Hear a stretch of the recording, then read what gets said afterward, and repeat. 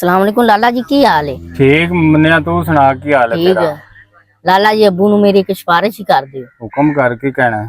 एक बाजार एक 16 प्रो मैक्स एक फोन आया है, अच्छा 2.5-3 लाख दा है। अच्छा तो अबू नु कहा कि मैनू वो अच्छा फोन दा ही सिफारिश ओ मैं कहना सी अबू नु कह के ना, भाइयां दा, छोटियां दा ते वड्डियां दा, अच्छा। ਉਹਨਾਂ ਨੂੰ नहीं लैन देना ते उनदे नाल कोई बंदे दा बन जांदा कुछ। हाँ सही कह रहे हैं, सही कह रहे हैं। बस हाँ ਉਹਦੇ ਉਸੇ ਉਹਦੇ ਨਾਲ ਪੈਸੇ ਨਾਲ ਬੰਦਾ ਕੋਈ ਛੱਤ ਆਹੋ, ਛੁੱਟ ਬੰਦਾ ਛੱਤ ਛੱਤ ਛੁੱਟ ਪਾ ਕਰ ਲੈਂਦਾ, ਲੈਂਦਾ। ਕੋਠਾ ਨੱਪ ਲੈਂਦਾ ਹੈ, ਕੋਠੇ ਦੀ ਛੱਤ ਨੱਪ ਲੈਂਦਾ ਹੈ, ਉਹ ਪੈਸੇ ਕੰਮ ਆ ਜਾਂਦੇ ਨੂੰ। सही है भाई जी। ਹਾਂ बस अबू नु समझायो तो ਉਹਨਾਂ ਨੂੰ बस थोड़ा का भाई ਵੱਡੇ ਨੂੰ ਤੇ ਛੋਟੇ ਨੂੰ ਲੈ ਕੇ नहीं देना, ਹਾਂ तो ਉਹਨਾਂ ਨੂੰ बचा के जरा के। ਹਾਂ ठीक है भाई। ठीक है, मैं कह देंगा, कोई मसला नहीं। नहीं तू लेना है तो दस। नहीं मैं तो यही कहना सी बस।